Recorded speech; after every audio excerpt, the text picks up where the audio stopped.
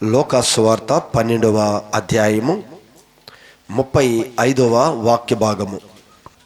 ఇక్కడ తెలియచేస్తున్న సమాచారం సంఘానికి ఏమిటి అంటే, మీ నడుములు నీ అని ఏకవచనం వాడట్లేదు. ఇక్కడ మీ నడుములు కట్టుకొని ఉండండి, మీ దీపములు వెలుగుచుండనీయుడి, ఎప్పుడూ వెలుగుతూ ఉండే విధంగా చూసుకోండి. తన ప్రభువు మన ప్రభువు పెండ్లి విందు నుండి ఆయన వచ్చి తట్టగానే అతనికి తలుపు తీయటానికి అతను ఎప్పుడు వచ్చునో అని అతని కొరకు ఎదురు చూచు మనుష్యుల వలె మీరు ఉండండి అని చెప్పాడు. జాగ్రత్తగా నా వైపు తిరగాలి. ప్రభు ఈరోజు సంఘానికి ఇచ్చే హెచ్చరిక లేదా సిద్ధపాటు ఏమిటి అంటే, మీరు నడుము కట్టుకొని మీ దీపాలు ఆరిపోకుండా చూసుకోవాలి అని చెప్తున్నాడు. మనం ప్రభు తన విందు నుండి వస్తున్నాడు అని చెప్తున్నాడు. యేసు ప్రభు చెప్పాడు కదా, మనకి గృహాలు సిద్ధపరిచి నేను వస్తాను మన తీసుకుని వెళ్ళటానికి అని చెప్పాడు. ఇక్కడ కూడా ఆయనంట విందును సిద్ధపరిచి మన యొద్దకి రాబోతూ ఉన్నాడు. వచ్చే ప్రభు అంటున్నాడు, మీరు నడుములు కట్టుకొని మీ దీపములు ఆరిపోకుండా ఎలిగే విధంగా మీ దీపాలని చూసుకోండి అని చెప్పాడు. ఏంటి ప్రభు దేని గురించి మాట్లాడుతున్నారు మనతో? ఈ నడుము గురించి. ఈ నడుముకి ఏమైనా కట్టుకోమని చెప్తున్నాడా? లేదా మన ఇంట్లో మంచి ఫోకస్ లైట్లు పెట్టుకొని లైట్లు ఆగిపోకుండా నిత్యము లైట్లు ఎలిగే విధంగా చూసుకోమంటున్నాడా?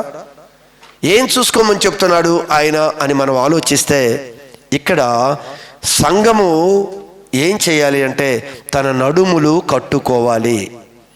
నడుము అంటే ఏమిటి అని పరిశుద్ధ గ్రంథాన్ని మనం చూస్తే నడుము ఏం కట్టుకోవాలి అని ప్రభు చెప్తున్నాడు అంటే, పేతురు రాసిన మొదటి పత్రిక 1వ అధ్యాయము 13వ వాక్య భాగములో, నా వైపు చూడాలి, మీ మనస్సు అను నడుము ఏం కట్టుకోవాలి? ఇప్పుడు మనం నీ మనస్సును కట్టుకోవాలి. మనసు నచ్చిన ప్రదేశానికి మనం వెళ్ళకూడదు. ఈ మనసు క్షణం కూడా అన్నిటి వైపు వెళ్ళిపోతూ ఉంటుంది మనస్సు. ఈ మనస్సును కట్టుకోవాలి. మనస్సును కట్టుకోకపోతే మనిషికి ఎంత ప్రమాదమో మనందరికీ తెలుసు.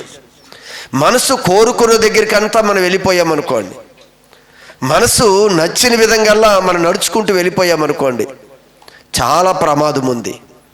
ఈరోజు సంఘానికి ప్రభు చెప్పేది ఏమిటి అంటే, మొదటగా మీ మనస్సును కట్టుకోవాలి. పెండ్లి విందు నుంచి ప్రభు వస్తున్నాడు.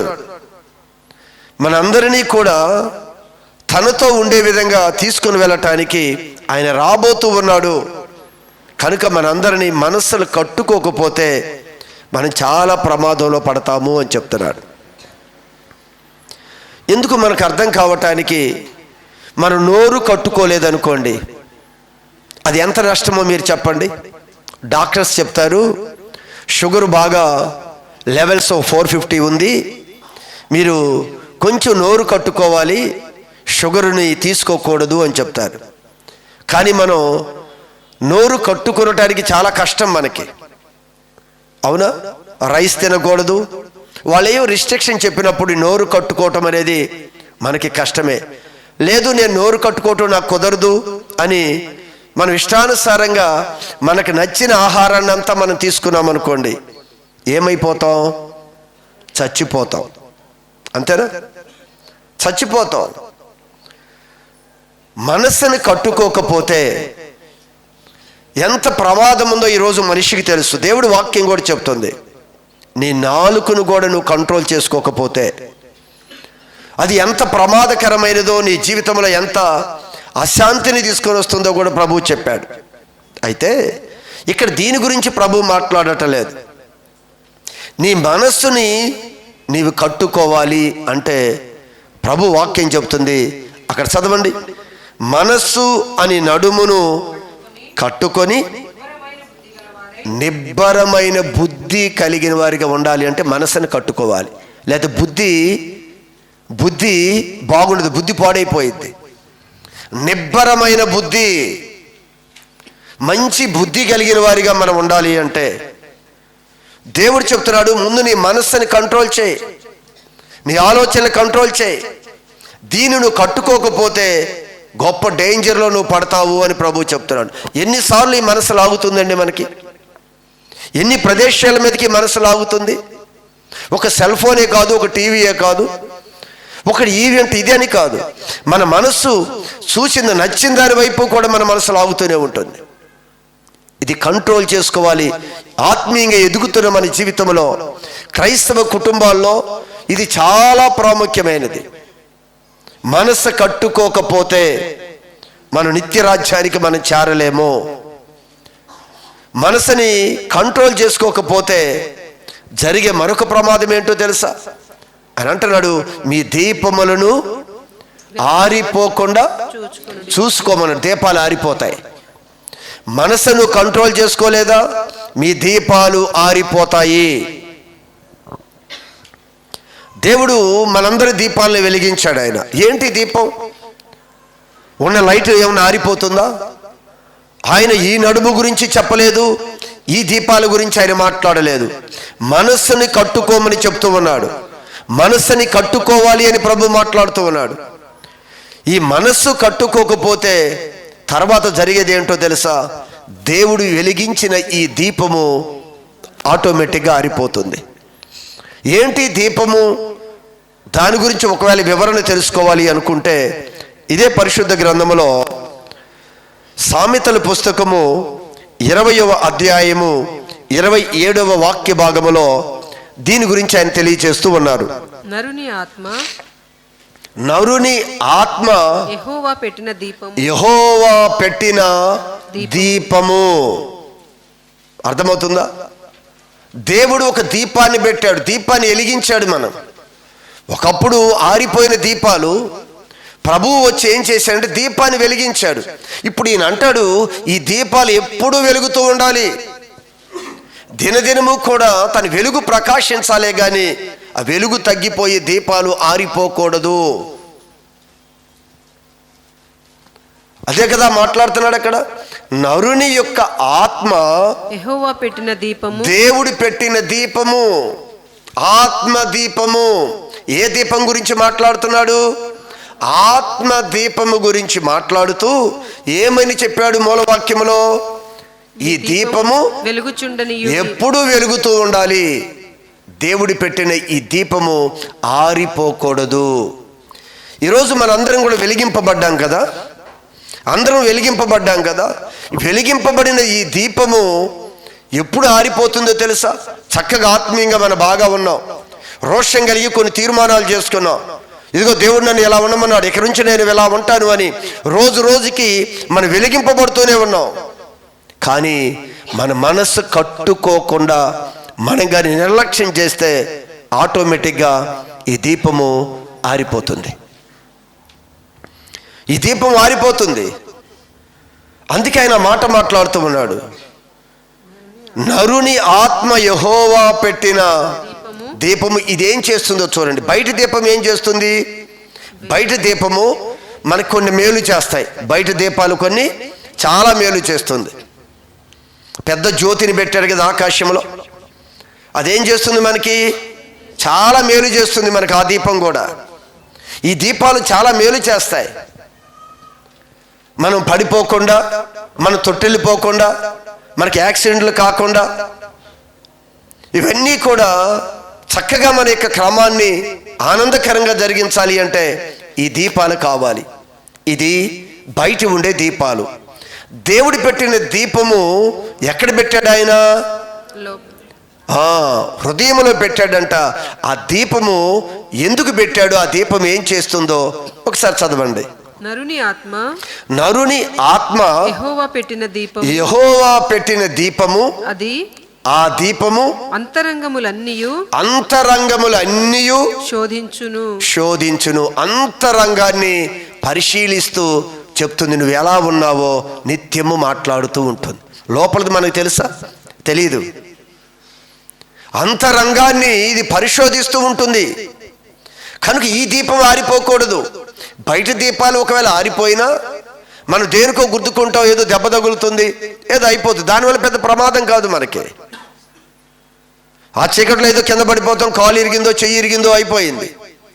అది కొద్ది కాలమే, అది పెద్ద ప్రమాదమైనవి కాదు. ఆత్మదీపము కానీ ఒకవేళ ఆరిపోతే దేవుడు మన హృదయంలో ఒక మనస్సాక్షిని పెట్టాడు. ఆయన ఆ దీపం అంటే ఒక మనస్సాక్షి. ఈ మనస్సాక్షి జంతువులకి లేవు, ఈ మనస్సాక్షి లేదు. ఈ మనస్సాక్షి ఎవరికి ఉంది? మనకే, మనుషులకే మనకే ఉంది ఈ మనస్సాక్షి. మనలో పెట్టాడు ఆయన దీపం. ఆయన ఈ దీపము ఆరిపోకూడదు, ఈ దీపము ఆరిపోకూడదు. ఇది అంతరంగంలో ఉన్న ప్రతి పరిస్థితిని తీసుకొని వచ్చి తప్పు చేయగానే పశ్చాత్తాపాన్ని కలిగజేస్తుంది. కొంతమందిలో మనస్సాక్షి గద్దించదు, వాత వేయబడిన మనస్సాక్షి అంటారు. ఏ మనస్సాక్షి అది? వాత వేయబడింది అంటే పనిచేయదు అది. నువ్వు తప్పు చేసినా, నువ్వు దేవుళ్ళు పడిపోయినా, ఏ పాపంలో కూరుకుపోయినా, ఏ పాపంలో మనం దొరలాడుతున్నా, ఏ విధంగా మనస్సాక్షి పనిచేయదు. దీపం ఆరిపోయింది కదా. దీపం వెలుగుతూ ఉంటే అయ్యా నువ్వు చేస్తుంది తప్పు, నువ్వు చేస్తుంది తప్పు, నువ్వు వెళుతున్న మార్గం తప్పు అని మళ్ళీ హెచ్చరిస్తుంది. కానీ ఈ దీపం ఆరిపోయినప్పుడు లోపల ఏ స్థితిలో ఉన్నా కూడా మనకి ఏ మెలకు రాదు, ఏ నొప్పి బాధ కూడా తెలియదు. నేను చేస్తుంది కరెక్ట్ అని చెప్తా. అందుకు ప్రభు ఇక్కడ అనే మాట ఏమిటి అంటే, చదువుదాం. అది అంతరంగములన్నిటిను శోధించును. అయితే మనం ఇక్కడ గమనించవలసింది ఏమిటి అంటే, ఈ దీపము ఆరిపోకుండా ఉండాలి అంటే ఎప్పుడూ కూడా మనం దేవుడిలో, దేవుడి యొక్క వాక్యములో, ప్రార్థనలో, సహవాసములో ఎప్పుడూ కూడా మన దేవుడితో ఉండాలి. ఉంటేనే ఇది వెలుగుతూ ఉంటుంది. ఎప్పుడూ కూడా ఈ దీపము వెలుగుతూ ఉండాలి అంటే దేవునితో సహవాసం మనం ఉంటేనే మనం వెలిగింపబడుతూ ఉంటాం. నిత్యము పరిశుద్ధాత్మ దేవుడు మనలోకి వచ్చి మనతో మాట్లాడుతూ ఉంటాడు. ఆయన నిత్యము వెలిగిస్తూనే ఉంటాడు, నిత్యం ప్రోత్సహిస్తూనే ఉంటాడు. అందుకే యేసు ప్రభు శరీరధారిగా వచ్చినప్పుడు, నేను వెళ్ళిపోతున్నాను, నేను ఒక ఆదరణకర్తని మీకు పంపిస్తాను. ఆ పరిశుద్ధాత్మ వచ్చినప్పుడు ఆయన కొత్త విషయాలేమి మీకు చెప్పడు. నేను ఏ ఏ విషయాలైతే మీకు చెప్పానో వాటిని మీకు నిత్యము జ్ఞాపకం చేస్తాడు. ఈరోజు నిత్యము మనకి జ్ఞాపకం చేస్తున్నాడు ఆయన. ఈ దీపము వెలిగినంత కాలము కూడా ప్రభు నిన్ను హెచ్చరిస్తాడు, అమ్మా జాగ్రత్త, అమ్మ అలా మాట్లాడకూడదు, నువ్వు అలా చేయకూడదు, తప్పు అని చెప్తున్నప్పుడు మన మనస్సాక్షి వెంటనే గద్దించి మనం సరి చేసుకుంటానికి అవకాశం ఉంది. అయితే ఇక్కడ అనే మాట ఏమిటి అంటే, మీ నడుములు కట్టుకొని మీ దీపములను వెలుగుచుండనివ్వడి. వెలుగుతూ ఉండాలి, వెలుగుతూ ఉండాలి. ఈ వెలుగుతూ ఉండగా మనం ఆ విందు నుండి వస్తున్న ప్రభు అంట వచ్చి మన పిలుస్తాడంట, తలుపు కొడతాడు. తలుపు కొట్టినప్పుడు వెంటనే ఎవరైతే మెలకుగా, ఏమని రాయబడి ఉంది అక్కడ? తమ ప్రభువు పెండ్లి విందు నుండి వచ్చి, తమ ప్రభువు లేదా మన ప్రభువు పెళ్లి విందు నుండి వచ్చి తట్టగానే అతనికి తలుపు తీయుటకు అతడు ఎప్పుడు వచ్చునో అని అతని కొరకు ఎదురుచూచు మనుష్యుల వలె మీరుండాలి. అలాంటి ఎదురు చూసే మనుషులు ధన్యులు. హల్లెలూయా, హల్లెలూయా. అలా ఎదురు చూడాలంట. మనం చూస్తున్నామమ్మా, మన నడుము కట్టుకున్నామా, మన మనస్సు కట్టుకున్నామా? అసలు మన మనస్సు కట్టుకున్నామా? అసలు ఈ దీపం వెలిగింపబడుతుందా? ఒకప్పుడు ఉన్న ఆత్మీయ స్థితి ఈరోజు దిగజారిపోయామా? ఆత్మీయతలు ఎక్కడున్నా మనం? ఎంత నష్టమో ఈరోజు సంఘానికి అర్థం కావట్లేదు. ఏదో దేవుడు మాట్లాడుతున్నాడు, వెంటనే వెళ్ళిపోతున్నామే కానీ ఎంత ప్రమాదకరమైన హెచ్చరికో తెలుసా ఇది? ప్రభు రాకడ సమీపంగా ఉంది కదా. ఆయన అంటున్నాడు, ఆయన విందు నుంచి రాబోతున్నాడు, మనకి విందు సిద్ధపరిచి ఆ ప్రభువే వస్తున్నాడు. ఇదిగో తట్టి నిన్ను తీసుకుని వెళ్ళటానికి ఎవరు మెలకుగా ఎదురు చూడాలంట. ఎంత ఆశతో ఎదురు చూడాలో తెలుసా? ప్రభు వస్తానన్నాడు, ఇప్పటికే చాలా ఆలస్యమైంది. ఆయన వస్తానన్న ప్రభు, ఆయన టైం అయిపోయింది. ఇప్పుడు కృపాకాలంలో ఉన్నాం. దేవుని కృపను బట్టి మనకి కాలం నడుస్తుంది. ఆయన ఏ గడియలో అయినా రావచ్చు. నువ్వేం చేయాలంట? ఎదురు చూడాలి. ఎలా ఎదురు చూడాలి? చూస్తున్నాం కదా, ఎదురు చూస్తున్నాను, ఇది ఎప్పుడు వస్తాడు అనుకుంటున్నాం కదా. ఎలా ఎదురు చూడాలో తెలుసా? ఈరోజు మన పిల్లలు కాలేజీకో స్కూల్కో వెళ్ళిపోయారు. అమ్మా, మన పిల్లలు కాలేజీకో స్కూల్కో వెళ్ళిపోయారు. వెళ్ళిన తర్వాత వారికి ఒక టైమింగ్ ఒకటి ఉంది. 6 కల్లా మన వాళ్ళు పిల్లలు రావాలి. లేదు, ఎందుకు లేట్ అయిందో, 6, 7 అయిపోయింది, 7, 8 అయిపోయింది. తల్లి తండ్రి చూస్తూ ఉంటారు ఇంకా పిల్లలు రాలేదు అని. ఆ టైం 11 అయిపోయింది, పిల్లలు ఇంటికి రాలేదు. ఇప్పుడు సరే వచ్చినప్పుడు వస్తారు అని చెప్పి దుప్పటి కప్పుకొని నిద్రపోతారు తల్లిదండ్రులు. ఏమ్మా, మాట్లాడరేంటి? వాళ్ళు వస్తారేమోనని ఎదురు చూస్తూ ఉంటారు. ఎంత ఎదురు చూపో తెలుసా, ఎంత మెలకువో తెలుసా. ఎక్కడ చిన్న చప్పుడైనా సరే ఇది వచ్చేసారేమో, అక్కడేం చప్పుడు ఉండదు, ఏదో చప్పుడులాగా వినిపడి అంత మెలకువ. మామూలు మెలకువ కాదు ఇది. ఎక్కడో రోడ్డు మీద చిన్న కుక్క అరిస్తే ఒకవేళ ఏమైనా వస్తున్నారేమో మన వాళ్ళు. అంతే, ఎంత ఎలక్ట్గా ఉంటామో తెలుసా, ఎంత సిద్ధపడుతూ ఉంటామో, ఎంత ఎదురు చూస్తామో తెలుసా. గడియలు దాటిపోయాయి. వస్తానన్న ప్రభు వస్తాడు. ఆయన కృపలో ఆయన ఆలస్యం చేస్తున్నారు. మనలాగా అనేక మంది నశించిపోకుండా వారందరూ కూడా ప్రభుని ఎరగాలి అనే ఉద్దేశంతో ప్రభు ఆలస్యం చేస్తున్నాడు. కానీ ఈరోజు ప్రభు అంటున్నాడు, నువ్వు ఎదురు చూస్తున్నావా? నీ మనసు కట్టుకుంటున్నావా? అసలు నీ దీపాలు ఎలా ఉన్నాయి? ఒకప్పుడు ప్రతిష్ఠించుకో దేవుని కొరకు రోషం కలిగి వెళ్ళావే, ఈరోజు ఎలా ఉన్నావు? చాలా మంది దీపాలు ఎలుగుతున్నాయి అనుకుంటున్నా కానీ దీపాలు ఆరిపోయిన పరిస్థితి కూడా ఉంది. దీపాలు ఆరిపోయిన పరిస్థితి ఉన్నాయి. ఇంతకుముందు ప్రకాశించిన వెలుగు ప్రకాశించేదిలే. ఇంతకుముందు మంచి ఒక సాక్షి జీవితాన్ని కలిగి ఉన్నాం, ఒక సమర్పణ కలిగి ఉన్నాం, ఒక రోషం కలిగి ఉన్నాం. ఈరోజులే. అదే విషయాన్ని ఉదయకాలం దేవుడు మాట్లాడుతూ ఉన్నాడు. ఆయన ఎలా ఎదురు చూడాలో తెలుసా? పిల్లల కొరకు ఎలా ఎదురు చూస్తామమ్మా? భార్య భర్త కొరకు ఎలా ఎదురు చూస్తుంది? సమయం దాటిపోతే, వస్తానన్న సమయం దాటిపోతే, ఇదిగో దగ్గరలోకి వచ్చానని చెప్పిన తర్వాత నీ గృహానికి వచ్చే సమయం లేట్ అయిపోతే ఫోన్ చేస్తారు, అమ్మ కాంప్లెక్స్లో దిగాను, వచ్చేస్తానని ఇంటికి అన్నారు.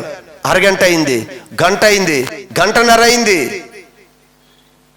ఎదురు చూస్తావా లేదా? దుప్పటి పట్టుకొని నిద్రపోతామా? ఈరోజు క్రైస్తవ సంఘం ముసుకేసుకొని నిద్రపోతూ ఉన్నామే కానీ మెలకు లేదు అనేది విషయాన్ని ప్రభు తెలియజేస్తున్నాడు. దేనిలోకి వెళ్ళిపోతున్నావు? ఏం ఆలోచిస్తున్నావు? మనకు ఆ మెలకు లేదే. ఆ మెలకు ఉండాలి. ఏమని మాట్లాడారు అక్కడ? ప్రభువు పెళ్లి విందు నుండి వచ్చి తట్టగానే అతనికి తలుపు తీయుటకు. అది అంత మెలకు అండి. మన పిల్లల కొరకు చూస్తున్నాం కదా, చిన్న చప్పుడైతే, డోరు చప్పుడైపోతే టకటక వెళ్ళిపోయి డోర్ తీసి చూస్తాం. ఎక్కడ చిన్న చప్పుడైనా, ఎక్కడ కుక్కలు అరుస్తున్నాయి, ఎక్కడేమవుతున్నాయో, నా పిల్లలు వస్తున్నారేమో, నా భర్త వస్తున్నాడేమో అంటున్నాడు. ఆ విధంగా మనుష్యుల వలె మీరు ఎదురు చూచుచు ఉండుడి. ప్రభువు వచ్చి ఏ దాసుడు మెలకువగా ఉండుట కనుగొనును.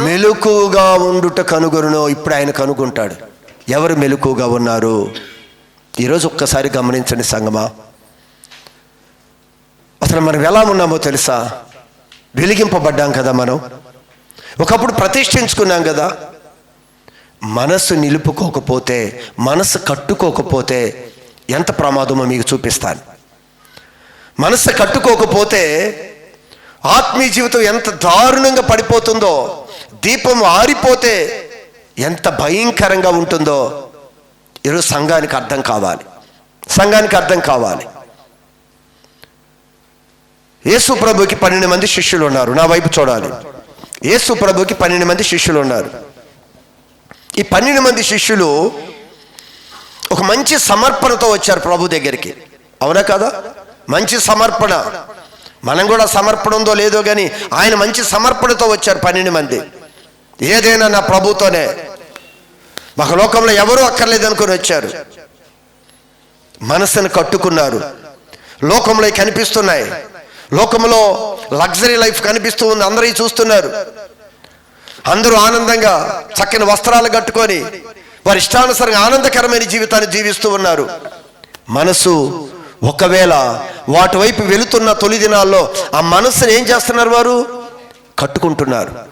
వెళ్ళకూడదు, మనకు అది వద్దు, మన మార్గం అది కాదు, మన మార్గం ఇటు, అటు చూడకూడదు అని మనసును బాగా కట్టుకుంటూ వచ్చారు. అంత కట్టుకొని అంత ప్రతిష్టతలో ఉన్న వీరు రాను రాను రాను కొద్ది దినాలు అయ్యేసరికి ఒక మనసు ఏమైపోయిందో తెలుసా? ఒక మనసు కట్టుకోలేక మనసు నచ్చిన విధంగా వెళ్ళటానికి ఒక వ్యక్తి తీర్మానం చేసుకున్నాడు. 12 మందిలో ఒక వ్యక్తి మనసు కంట్రోల్ చేసుకోలేకపోయాడు. ఈరోజు ఆత్మీయ జీవితంలో కొనసాగుతున్న మనం కూడా కంట్రోల్ చేసుకోలేకుండా మన మనసుని మనసును వదిలేస్తున్నాం మనం గమనించాలి. మనం ఎక్కడ వదిలేస్తున్నాం మన మనసుని? మనం కట్టుకుంటున్నామా? ఆ భక్తుడు మనసు వదిలివేసి ఏం చేశాడో తెలుసా? ఒక తీర్మానం చేసుకున్నాడు. ఆల్రెడీ ఎప్పుడైతే మనసు కంట్రోల్ లేదో వెంటనే ఒక ఒప్పందం చేసుకున్నాడు. వెళ్ళిపోయాడు. యేసు ప్రభు నేను అప్పగిస్తాను, నాకెంత డబ్బు ఇస్తావు అని వెళ్ళిపోయాడు. కష్టపడితే డబ్బు వచ్చేది కదా. డబ్బు కొరకు, ధనాపేక్ష కొరకు మనసు కంట్రోల్ చేసుకోలేక అన్ని దినాలు ఉన్న వ్యక్తి చివరికి ఆ ఉన్నతమైన పరిచర్యలో వారితో పాటు కొనసాగవలసిన ఈ వ్యక్తి మనసు కంట్రోల్ చేసుకోలేక యేసు ప్రభు అమ్మి వేయటానికి యేసు ప్రభుని కొంత అమౌంట్ తీసుకొని వెళ్ళిపోయాడు. గమనించండి, ఎప్పుడైతే మనసు నిలుపుకోలేదో దీపము ఆరిపోయింది. దీపం ఆరిపోయిందనుకో నీ మనస్సాక్షి గద్దించదు. నేను తప్పు చేస్తున్నానే, అయ్యో నేను చేస్తున్నా, ఇంత పని చేస్తున్నానా, ఇంత భయంకరమైన పాపం చేస్తున్నానా, అసలు నేను ఎలాంటివి చేస్తున్నానా? దీపము వెలిగింపబడితే లోపల ఉన్న దేవుడి పెట్టిన దీపం వెలుగుతూ ఉంటే అంతరంగాలు శోధిస్తుంది. అంతరంగాలు శోధిస్తుంది. అది నువ్వు ఎలా ఉన్నావు, నీ జీవితం ఏంటి? ఈ దీపాలు చూసుకొని పై రూపం బాగుంది అని మనం అనుకుంటున్నామేమో. ఈ దీపాలు చూసుకొని మనం ఒకవేళ కొన్ని అపాయాలు తప్పించుకుంటూ ఉన్నామేమో. అది తప్పించుకోపోయిన పెద్ద ప్రమాదం ఏమీ లేదు. 4 సంవత్సరాలు 10 సంవత్సరాలు ముందు వెళ్ళిపోతామంతే. కానీ ఈ అపాయాన్ని తప్పించుకోకపోతే యుగ యుగాలు ఒక భయంకరమైన శోధనలో నిలిచిపోతాం. యుగ యుగాలు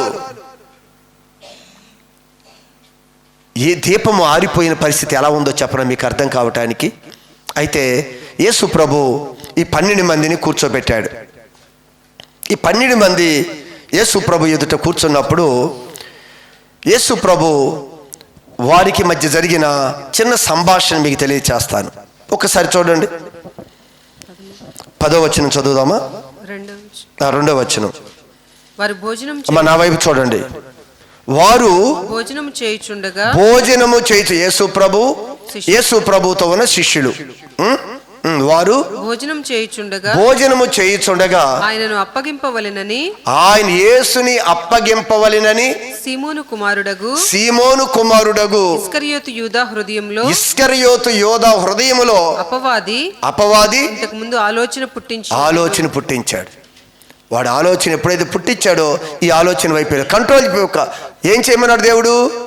కట్టుకోమన్నాడు కదా. ఆలోచన ఇస్తాడు అపవాది. రా లోకంలో చక్కగా ఎంజాయ్ చేద్దాం, సరదాగా ఉందిరా, ఓరికి మడి కట్టుకొని ప్రార్థన దేవుడు నీకేమొచ్చిందిరా? యేసు ప్రభు దగ్గరికి వచ్చి శోధించాడు. అన్ని పరిస్థితుల్లో శోధిస్తాడు. అందుకే ప్రభు మనస్సు కట్టుకో, లిమిట్ ఉంది ప్రతిదానికి. మనసు కట్టుకోమని చెప్తున్నాడు ఆయన. శోధిస్తూ ఇక్కడంట అపవాది ఆలోచన పుట్టించి ఉండెను. పుట్టిగానే ఏమైపోయాడు? అప్పగించడానికి సిద్ధపడ్డాడు. ఆల్రెడీ కొన్ని రోకలు తీసుకున్నాడు. మొత్తం అంతా కూడా సెక్షన్ ముందు ప్లాన్ చేసేసుకున్నాడు. తర్వాత వారి పాదములకు కడిగిన 10వ వచనంలో యేసు ప్రభు వారి పాదాలు కడగబోతూ ఉన్నాడు. 12 మంది యొక్క పాదాలు. ఏమని రాశారు అక్కడ? కడిగిన తరువాత యేసు ప్రభు ఎలాంటి పాదాలు కడిగాడో తెలుసా? ఎవరి పాదాలు కడిగాడో తెలుసా? అక్కడ ఏమని రాయబడి ఉంది? వారి పాదములు కడిగిన తరువాత మీరు పవిత్రులు. ఆయన ఒక మాట అంటున్నాడు, మీరు పవిత్రులు కానీ మీలో అందరూ పవిత్రులు కాదు. చూశారు దేవుడు ఏం మాట్లాడుతున్నాడు? ప్రభు ఈరోజు దేవుడి సన్నిధిలో ఉన్నాం కదా, దేవుడి సన్నిధిలో మనం కూడా ఉన్నాం కదా. అసలు మన మనసుని కట్టుకున్నామో లేదో ప్రభు అంటున్నాడు, మీరందరూ కూడా మీరు పవిత్రులు కానీ మీలో అందరూ పవిత్రులు కాదు. తన్ను అప్పగించు వానిని ఏ ఉద్దేశంతో ఈ మాట చెప్తున్నాడో తెలుసా? ఏ ఉద్దేశంతో ప్రభు మాట్లాడుతున్నాడో తెలుసా? ఆల్రెడీ మనస్సు కట్టుకోకుండా ప్రభుని అప్పగించటానికి చెడు ఆలోచన కలిగిన యోధాను గూర్చి ఈ మాట చెప్తున్నాడు ఆయన. ఏమండి ఆ మాట అన్నప్పుడు ఏ మాట అన్నప్పుడు? మీలో అందరూ పవిత్రులు కాదు. చదువుదాం. మీరు పవిత్రులు కానీ మీలో అందరూ పవిత్రులు కాదు అని ఇస్కరియోతు యోధాను గూర్చి ఆయన చెప్పెను. తర్వాత సందర్భం చదువుదాం. నాతో కూడా భోజనం చేయువాడు 18వ వచనం. నాతో కూడా భోజనం చేయువాడు. ఇప్పుడు వీళ్ళందరూ అడిగారు, అందరూ కూర్చున్నారు. భోజనం పంతిలో కూర్చున్నప్పుడు ఇక్కడ జరుగుతున్న సంభాషణ ఏమిటి అంటే, నాతో కూడా భోజనము చేయువాడు నాకు విరోధముగా తన మడిమ నా మీద ఎత్తారు అని చెబుతున్నాడు యేసుప్రభు. ఇదిగో నా భోజన బలలో కూర్చున్నారు కదా, ఇన్నాళ్ళు ఈ పరిచర్యలో నాతో కలిపి ఉన్నారు కదా, వీరు ఏం చేస్తున్నారంటే ఇప్పుడు మనసు కంట్రోల్ చేసుకోక, మనసుని కట్టుకోకుండా వారు ఇప్పుడు ఏం చేస్తున్నారు? నాకు విరోధముగా మడిమనెత్తారు. చదవండి. యేసు ఈ మాటలు పలికిన తరువాత, యేసు ప్రభు ఈ మాటలు పలికిన తర్వాత ఆత్మలో కలవరపడి మీరు జాగ్రత్త గమనించండి సంగమా. సమర్పించుకున్న వ్యక్తి, మనందరం కూడా సమర్పించుకున్నాం, కానీ ఆ వ్యక్తే మనసుని కట్టుకోలేక పూర్తిగా ప్రభువుని అమ్మివేసే పరిస్థితికి దిగజారిపోయాడు. అయినా యేసు ప్రభు పాదాలు కడిగాడు, తన మడిమ ఎత్తాడు అని చెప్తున్నాడు. తనతో ఉన్న వ్యక్తి తన మీద మడివెత్తినా కూడా ఆయన పాదాలు కూడా కడిగాడు. యేసు ప్రభు ఈరోజు మనందరినీ ప్రేమిస్తున్నాడు. ఒకవేళ మన మనసులో కట్టుకోకుండా మనసుకి నచ్చిన పని మనం చేస్తున్నామేమో, అయినా ప్రభు ఈ ఉదయకాలం పిలుస్తున్నాడు. ఆయన ఇది ఎంత ప్రమాదమో మనకు తెలియచేస్తూ ఉన్నాడు. అయితే ఇస్కరియోతు యోధా మడిమ ఎత్తాడు అని చెప్తున్నాడు. చెప్పిన తర్వాత యేసు ప్రభు శిష్యులు, యేసు ప్రభు అంటాడు, మీలో ఒకడు నన్ను అప్పగించునని మీతో నిశ్చయముగా చెప్పుచున్నాను అని చెప్పాడు 12 మందితో. జాగ్రత్తగా గమనించండి. ఉన్నది ఎంతమంది ఇక్కడ? 12 మంది ఉన్నారు. 12 మంది గురించి యేసు ప్రభు ఏమంటున్నాడు అంటే, ఇప్పుడు చాలా విషయాలు చెప్పుకుంటూ వచ్చాడు. చెప్పుకుంటూ ఇప్పుడేమంటున్నాడు? మీలో ఒకరు నన్ను అప్పగించుదురు అనగానే యోధాకి అయ్యో యేసు ప్రభు తెలిసిపోయిందే అని పశ్చాత్తాపడాలా? దీపం ఆరిపోయింది, పశ్చాత్తాపం ఉండదు. ఇంకా నీ పాపము, నీ దోషము, నీ అతిక్రమాలు, నీ అవిధేయత తెలియజేసినప్పుడు నీలో పశ్చాత్తాపం రాదు. ఆ పశ్చాత్తాపం, ఆ దీపమే ఆరిపోయింది. ఇక్కడ మనస్సాక్షి వాతమైపడింది, గద్దించే మనస్సాక్షి లేదు, పోయింది, దీపం ఆరిపోయింది. నిజంగా రావాలా కాదా? 12 మందే కదా, యేసుప్రభువే మాట్లాడుతున్నాడు కదా. మీలో ఒకరు నన్ను అప్పగించబోతున్నారు. ప్రభువా తప్పైపోయిందయ్యా. ఈరోజు క్రైస్తవుడు పశ్చాత్తాపడలేని పరిస్థితి ఎందుకో తెలుసా? దీపం ఆరిపోయేది. ఆ దీపం ఉంటే మనస్సాక్షి గద్దిస్తుందండి. అయ్యో మనం ఆ పని చేయకూడదే, అయ్యో మనం మోసం చేయకూడదే, అయ్యో వారిని ఆ విధంగా అవమానించకూడదే, వాళ్ళని అలా తృణీకరించి మాట్లాడకూడదే, వాళ్ళ హృదయాలు మనం గాయపరచకూడదే. మనస్సాక్షి పని చేయలేదు యోధాది. అంత క్లియర్గా చెప్పినా కూడా ఇంకా ఎంత క్లియర్గా చెప్పాడో తెలుసు, ఇప్పుడు కూడా అర్థం కాలేదు అని మరలా ఎంత క్లియర్గా చెప్పాడో తెలుసు యేసు ప్రభు. చదవండి. ఆయన ఎవరిని గూర్చి ఇలాగూ చెప్పానో అని, ఆయన ఎవరి గురించి చెప్పాడు అని శిష్యులకు అనుమానం వచ్చింది. అయ్యా 12 మందిలో ఎవరు అప్పగిస్తారన్నావు కదా, ఎవరయ్యా అప్పగించేది అని వచ్చారు. ఈయన ఎవరు నిమ్మకి నీరెత్తాడు, ఇలా కూర్చున్నాడు. ఈయన యోధా అయితే ఏమి అర్థం కాదు కూర్చున్నాడు ఇక్కడ. మిగిలిన వారికి అనుమానం వచ్చి యేసు ప్రభుని అడిగాడు, ఎవరయ్యా ఎవరు నేను అప్పగించేది? అలా మేమెందుకు చేస్తాం? మేము సమర్పించుకున్నాం కదా, మా మనస్సులు కట్టుకొని మీ లోకంలో నుంచి వేరుగా వచ్చాం, ప్రత్యేకంగా ఉండాలని వచ్చాం. మేమెందుకు చేస్తామయ్యా ఆ పని? మా మనసును ఎందుకు పాడు చేసుకుంటాం? మేమెందుకు అలా మాట్లాడతాం? ఎందుకు మేము అలా ప్రవర్తిస్తాం? ఎందుకు మా జీవితాలు అలా ఎందుకు ఉంటాయి అని అనకుండా అలానే ఉన్నాడంట. మిగిలిన వాళ్ళు అడిగారు, ఎవరు ప్రభువా అని అడిగాడు. దానికి యేసు ప్రభు మళ్ళా సమాధానం చెప్పారు. నేను ఒక ముక్క ముంచి, ఇదిగో ఒక రొట్టె ముక్కను ముంచి ఎవరికి ఇచ్చేదనో, అది ఈ రొట్టె ముక్కను ద్రాక్ష రసంలో ముంచుతున్నాను, ఈ ముక్కను ఎవరికైతే నేను ఇస్తున్నానో వాడే అని చెప్పి ఆ ముక్క ముంచి యోధా చేతికి అప్పగించేశాడు. ఇప్పుడు అర్థం కావాలా? ఇప్పుడు అర్థం కావాలా? కానీ అర్థం కాల. పశ్చాత్తాపం లేదు, మారు మనసు పొందలేదు. ఈరోజు వాక్యం సూటిగా నీతో మాట్లాడినా, వాక్యం నేను సూటిగా గద్దిస్తున్నా, ఇదిగో నీ దీపం ఆరిపోతుంది, ఆరిపోక ముందే నీ దీపం ఆరిపోతుంది అని చెప్తున్నాడు ఆయన. మనస్సు కట్టుకున్నావు కదా, ఇప్పుడు మనస్సు కట్టుకోలేదు, నీ మనసుకు నచ్చిన విధంగా నువ్వు చేస్తున్నావు. జాగ్రత్త. నీ నోటి మాట ఎలా ఉండాలి, మన ఆలోచన ఎలా ఉండాలి, మన పరిస్థితి ఎలా ఉండాలి? ఎందుకు ఈ విధంగా అయిపోతున్నావు? అతనిలో చలనం లేదు. ఈరోజు సంఘంలో ఎన్ని మార్లు సంఘాన్ని దేవుడు గద్దించినా ఎన్ని విషయాలు మనం మార్పు చెందుతున్నాం. సమయానికి వస్తున్నాం అసలు ఆలయానికి మనం? అది మీకే వదిలివేస్తున్నాను. నీ మనస్సాక్షిని గద్దిస్తే, నిజంగా దేవుడు ఉన్నాడనే ఒక వివేచన నీకుంటే, ఇది దేవుడు సన్నిధి అనే వివేచన ఉంటే నువ్వు ఖచ్చితంగా వస్తావు. ఆల్రెడీ ఆయన ఉన్నాడు అనే ఆలోచన మనకు తెలియదు. తెలిస్తే మనం ఆగం. ఆయన ఉన్నాడని తెలిస్తే పరిగెత్తుకుంటూ వస్తావు. ఒక మనిషి ఒక ప్రదేశంలో ఉన్నాడని తెలిస్తే ఒక అధికారి పరిగెత్తుకుంటూ వెళ్ళిపోతామే. ఆయన సమాజంలో ఆయన నిలిచి ఉన్నాడు. ఇదే మనకు అర్థం కాలేదు. ఇదే మన మనస్సాక్షి గద్దించటం లేదు. ఈ విషయంలోనే మనం పొరపాటు చేస్తున్నామే. ఎన్ని మార్లు యోధా దగ్గరికి వస్తే, అయ్యో యోధా ఇంత క్లారిటీగా చెప్పిన యోధాకి పశ్చాత్తాపం రాలేదంటున్నావే, మన ముందుకు క్లారిటీగా దేవుడు తీసుకురాలేదా? మనతో క్లియర్గా దేవుడు మాట్లాడలేదా? మనకెక్కడొచ్చింది పశ్చాత్తాపం? మనం ఎక్కడ మార్చుకున్నాం? మనం ఎక్కడ సరి చేసుకున్నాం? సంవత్సరాలు గడుస్తున్నాయి. దేవాలయానికి వచ్చే విషయంలోనే ఈరోజు వరకు మనం సరి చేస్తాం. మిగిలి పక్కన పెట్టండి. ఒక అడుగు ముందుకు వేస్తే మిగిలిన అడుగులు దాని తర్వాత మనం వేయగలం. పునాదే పాడైపోతే నీతిమంతులు ఏం చేయగలరు? ఏం చెప్తుంది బైబిలు?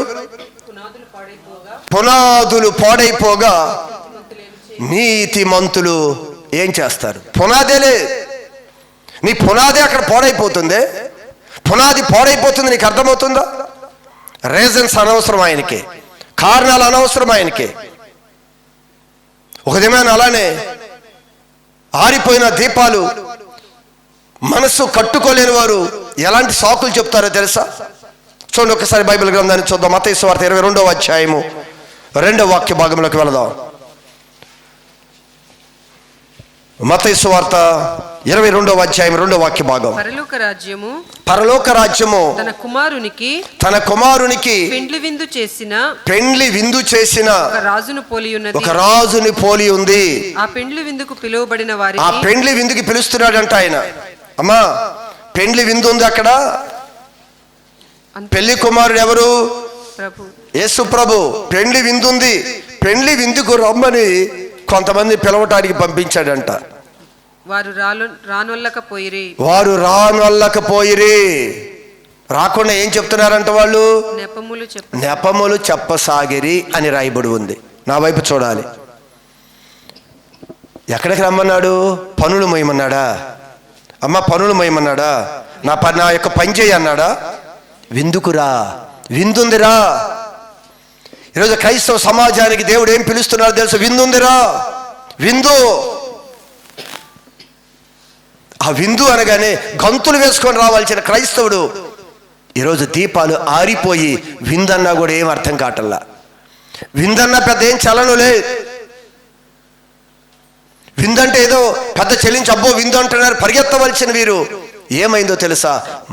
వారి యొక్క ఏక మనస్సుతో నెపములు చెప్పసాగి. అందరూ అంట ఒకే మనస్సుతో నెపాలు. ఈరోజు నువ్వు అడిగితే నువ్వు నెపాలు చెబుతావు. ఎందుకమ్మా ఆలస్యం? చెప్పు, నువ్వు చెప్పు. కొన్ని సందర్భాల్లో ఆ నెపాలు ఏం చెప్పారో తెలుసా? ఒకడు అంటాడు నేను ఒక పొలం కొని ఉన్నా. అదిగో నెపం ఏం చెప్తున్నాడు తెలుసా? ఏందయ్యా విందుంది రావా? ఎందుకు దేవుడి మందిరం ఎందుకు ఆలస్యం అవుతున్నావు రావా అని అడిగితే ఈ వ్యక్తి ఏం చెప్తున్నాడు? నేను ఒక పొలము కొని ఉన్నాను, అవశ్యముగా వెళ్ళి దాన్ని చూడవలెను. అవశ్యముగా అంటే ఇప్పుడే వెళ్ళి చూడాలి, సాయంత్రం చూడకూడదు. మందిరం పోయినా పర్వాలా, ముందు అది చూసుకోవాలి. పొలం ముందు అవశ్యంగా చూడాలంట పొలం. అయ్యా విందు అయ్యా ఇది, ఈ పునరుద్ధానది ఒక విందిది. ఆయన ఉన్నాడు, దేవునికి సన్నిధి. ఇక్కడ రావయ్యా అంటే ఆయన అంటాడు నాకు పొలం ఉంది, ఆ పొలాన్ని చూసుకొని అవశ్యముగా వెళ్ళాలి అని చెప్పాడంట. ఇంకొక అతను ఏం చెప్పాడు తెలుసా? నేను 5 జతల ఎడ్లు కొని ఉన్నాను. నేను 5 జతల ఎద్దులు కొనుక్కున్నాను, వాటిని పరీక్షింప వెళ్ళుచున్నా. ఇప్పుడే పరీక్షించాలి. మరి తర్వాత పరీక్షిస్తే పరీక్షించే కొనుక్కుంటాడా, పరీక్షించుకొని కొనుక్కుంటాడా? ముందు కొనుక్కునేటప్పుడే పరీక్షించుకోరు కదా కొనేది. కొన్న తర్వాత అంట మరలా పరీక్షించుకుంటాడంట. ఇది ఎలాంటిదో, దీంట్లో ఏమో లోపం ఉందో కొనే ముందే చూసుకుంటావు నువ్వు. సాకు అన్నారు కదా, సాకులు చెప్తున్నారంట. ఇప్పుడు నిన్ను అడిగితే బోల్డ్ నెపాలు చెబుతావు, బోల్డ్ సాకులు చెప్తావు నువ్వు కూడా. అందరు నిలబట్టి ఎందుకయ్యా ఈరోజు 5 నిమిషాలు ఆలస్యమైంది నీకు చెప్పని వాళ్ళు ఎవరైనా ఉంటారా? గమనించండి, దీపం ఆరిపోతుంది. చివరికి ఏ స్థితిలో ఉందో తెలియదు. ఇది మనసు కట్టుకునే పరిస్థితులు లేవు. విందులోకి పిలుస్తుంటే నెపాలు చెప్తున్నారంట ఆయన. అందరూ నెపాలు చెప్పేవారే. గమనించండి, దేవుడు ప్రేమ కలిగిన దేవుడు అండి. దీపం ఆరిపోతే 10 మంది దీపాలు వెలిగించుకున్నారంట, ఎదురు చూస్తూ ఉన్నారంట యేసు ప్రభు కొరకు. 10 మంది దీపాలు ఏమయ్యాయి? అందరు దీపాలు వెలిగించాడా లేదా ఆయన? మన అందరి దీపాలు వెలిగించాడు. అయితే ఇక్కడ కూడా 10 మంది దీపాలు వెలిగించబడ్డాయి. అయితే ఆలస్యం అయిపోయింది కదా. మనం కూడా త్వరలో తొలి దినాలు వచ్చినప్పుడు అబ్బో అసలు దేవుడి సన్నిధి ఏంటి, రోషం ఏంటి, సువార్త ఏంటి, పని ఏంటి, అసలు ఏం ఆగే పని లేదో. దేవుడి పరిచర్య ఏంటి, ఏ పని చెప్పినా చేస్తా, దేవుని కొరకు ఏదైనా చేస్తా అని రోషం కలిగి వచ్చాం కదా. ఆలస్యమైంది, లేట్ అయింది, ఇంకా రాలేదు కదా ఆయన. నెలలు సంవత్సరాలు గడిచేసరికి అంతా కూడా భక్తి డైల్యూట్ అయిపోయింది, విశ్వాసం అంతా పోయింది, విశ్వాసం పోయింది. ఇక్కడ కూడా ఆలస్యమైందంట. 10 మంది కునికి నిద్రించి, అదిగో చూసారా, ఆలస్యమైంది. ఆలస్యంలో ప్రభు ఏం చెప్పాడు మనకి? ఆయన పెళ్లి విందు నుండి వచ్చి తట్టగానే తీసే విధంగా మెలకువతో ఉండాలి. అది ఎలా మెలకువో మీకు చెప్పాను. అయితే వీరు కూడా ఆలస్యమైంది అనుకున్నారు. చివరికి ఆలస్యంలో ఏమైపోయిందో తెలుసా? 5గురిలో నూనె అయిపోయింది. 5గురు దీపాలు ఆరిపోయాయి. 5గురు యొక్క సిద్ధపాట్లే ఏమైపోయిందో తెలుసా? 5గురి జీవితాలు భయంకరమైన ఒక శోధంలోనికి వెళ్ళిపోయినట్లుగా దేవుడు మనకి ఎగ్జాంపుల్గా చూపిస్తున్నాడు. ఆయన 5గురు బాగానే పెట్టుకున్నారు వాటిని. అందుకే బైబిల్ గ్రంథంలో ద్వితీయోపదేశ కాండంలో దేవుడు మోషేతో ఒక మాట చెప్పాడు. ఏమని చెప్పాడు అంటే 24:2 లేవి కాండం 24:2. యెహోవా మోషేకు ఇలాగు సెలవిచ్చెను, దేవుడైన యెహోవా మోషేకు ఇలాగూ సెలవిచ్చెను, దీపము నిత్యము వెలుగుచుండునట్లు నిత్యము వెలుగుచున్నట్లు ప్రదీపము కొరకు దంచి తీసిన అచ్చమైన ఒలీవ నూనెను తీసుకురావాలినని ఇశ్రాయేలీయులకు ఆజ్ఞాపించెను. అందరికీ చెప్పాడు. అయ్యా, ఎప్పుడు దీపం వెలిగించబడాలి? మీరందరూ ఏం సిద్ధపరచుకోవాలంటే మంచి నూనెను సిద్ధపరచుకోవాలి. నూనె పరిశుద్ధాత్మకు సాదృశ్యం. ఎప్పుడు దేవుని ఆత్మ మనతో ఉండే విధంగా చూసుకోవాలి. ఆయన దుఃఖపరిస్తే నీ మనసు కంట్రోల్ చేసుకోకపోతే ఈ పరిశుద్ధాత్ముడు ఏమవుతాడు? వెళ్ళిపోతాడు. పోయింది, దీపం మారిపోయింది. ఏమన్నాడు ఇక్కడ మోషేతో? అందరినీ ఒలీవ నూనె తేవలెనని ఇశ్రాయేలీయులకు ఆజ్ఞాపించుము. ప్రత్యక్షపు గుడారములో శాసనములు ఉన్న అడ్డతెరకు వెలుపల అహరోను సాయంకాలము మొదలుకొని దైవ సేవకుడైన అహరోను సాయంకాలము మొదలుకొని ఉదయము వరకు అది వెలుగునట్లుగా దేవుని సన్నిధిని దాన్ని చక్కబరచవలెను. అది ఎప్పుడు వెలిగే విధంగా దాన్ని చక్కపరచవలెను. ఇది మీ తరతరములకు నిత్యమైన కట్టడ. అది శారీరకంగా ఒక దీపం గురించి అక్కడ చెప్తున్నాడు, కానీ ఈరోజు ఆత్మ దీపము గురించి చెప్తున్నాడు. ఎప్పుడు వెలిగింపబడాలి. ఇది తరతరాలకి కట్టడ. ఆరిపోతే మరి గమ్యానికి చేరలే. అందుకే దేవుడు వాక్యం చెప్తుంది. అదిగో, ఒకవేళ మీరు అనుకోవచ్చు, మనస్సు కట్టుకొని దీపాన్ని కానీ అలానే ఆరిపోకుండా వెలిగించుకుంటూ వాక్యంలో, ప్రార్థనలో, సహవాసంలో ఎప్పుడూ కానీ మనం కలిసి ఉన్నామనుకోండి, దేవుడు ఎందుకు తీసుకొచ్చాడమ్మా? చాలామంది కొత్త వారు ఉన్నారు. ఎక్కడి నుంచి వచ్చారు? ఎందుకు తీసుకొచ్చాడు ఆయన? దేవుడు నిన్ను ప్రేమిస్తున్నాడు కనుక తీసుకొని వచ్చాడు. దేవుడు తీసుకొని వచ్చాడు. మీ దీపాలు వెలిగింపబడాలి అనే ఆశతో ఆయన తీసుకొని వచ్చాడు. అలా ఉండి ఆయన ఎప్పుడు వస్తాడా అని ఎవరైతే మెలకుగా ఎదురు చూస్తారో వారికి ఏం దొరుకుతుందో తెలుసా? ధన్యులు. అతడు నడుము కట్టుకొని, అతడు ఎవరు? ఆ ప్రభువు. నీవు కానీ ఎదురు చూస్తూ ఉంటే ఆయన వస్తాడు అని ఆయన కొరకు ఎప్పుడు ఈ దీపాన్ని సరి చేసుకొని ఆత్మీయంగా బలపడుకుంటూ మనసుని కట్టుకొని, ఒకవేళ మనసు ఎటువంటి వెళ్ళిపోతుందేమో మరలా తీసుకొని వచ్చి కంట్రోల్ చేసుకుని నువ్వు జాగ్రత్తగా ఉండవు కదా. అప్పుడంట అతడు నడుము కట్టుకొని వారిని భోజన పంక్తిని కూర్చుని, ఎవరు? మన ప్రభు, మన దేవాతి దేవుడు. ఆయనే నడుము కట్టుకొని వారందరూ ఆయన భోజన పంక్తిలో కూర్చుండబెట్టి తానే వచ్చి వారికి ఉపచారము చేయునని నిశ్చయంగా చెప్తున్నాను. ఆయనే ఉపచారం చేస్తాడంట అని నిశ్చయంగా చెప్తున్నాను అంటున్నాడు. చూసారా? ఆ ధన్యత మనందరం కలిగి ఉండాలి. యేసుప్రభు వెళ్ళాడు, 2026 సంవత్సరాలు అయింది. ఆయన వెళ్ళి నేను వస్తాను మాట ఇచ్చిన వాడు రాకుండా మానతాడా? వస్తాడు. కానీ మీ నడువును మనసు కట్టుకోండి, మీ దీపంలో ఆరిపోకుండా చూసుకోండి. నేను ఎప్పుడు వస్తాను, ఏ గడియలో వస్తానో మీరు మెలకుగా అయితే మీరు ఎదురు చూడండి. నేను వచ్చానా? విందుకు తీసుకుని వెళ్తాను మిమ్మల్ని, నా విందులోకి తీసుకుని వెళ్తాను మిమ్మల్ని. యుగ యుగాలు విందే వరకే. విందంటే ఒక తిండే కాదు, ఆనందకరమైన ఓ చక్కని జీవితాన్ని మనకి ఇవ్వబోతున్నాడు ఆయన. ఆనందకరమైన జీవితాన్ని ఆ విందులోకి తీసుకొని వెళ్ళబోతున్నాను. ఆయనే వస్తాడంట, ఆయనే మన విందులో కూర్చోబెడతాడంట, ఆయనే మనకి ఉపచారము చేయును. హల్లెలూయా, హల్లెలూయా. ఈ ధన్యత దేవుడు మనందరికీ ప్రసాదించును గాక.